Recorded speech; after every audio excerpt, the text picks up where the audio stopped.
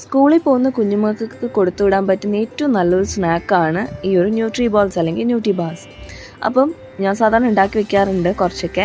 ഈ വട്ടം കഴിഞ്ഞായിരുന്നു. അങ്ങനെ ഞാൻ നോക്കിയപ്പോഴത്തേക്കും കുറച്ചധികം ഫ്രൂട്ട്സും ഡ്രൈ ഫ്രൂട്ട്സും നട്ട്സൊക്കെ ഇരിക്കുന്നത്. അങ്ങനെ എല്ലാം കൂടെ ജസ്റ്റ് ഒന്ന് എടുത്ത് ഒരു 30 സെക്കൻഡ്സ് എന്നുള്ള രീതിയിൽ എല്ലാം കൂടെ ഒന്ന് അവനിൽ വെച്ച് ചൂടാക്കി എടുത്തിട്ട് ഫസ്റ്റ് നമ്മൾ നട്ട്സ് എല്ലാം കൂടെ ഒന്ന് ചെറുതായിട്ടൊന്ന് ക്രഷ് ചെയ്ത് ഒരുപാട് അങ്ങ് പൊടിഞ്ഞു പോവാണ്ട് ഒന്ന് കോസായിട്ടൊന്ന് ഗ്രൈൻഡ് ചെയ്തെടുത്ത് മാറ്റി വയ്ക്കാം.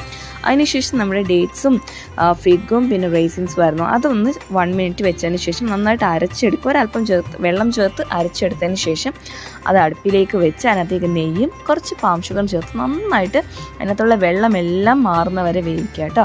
അതിനുശേഷം അതിനകത്തേക്ക് പൊടിച്ച് വെച്ചേക്കുന്ന നട്ട്സ് ഇട്ട് എടുക്കുക.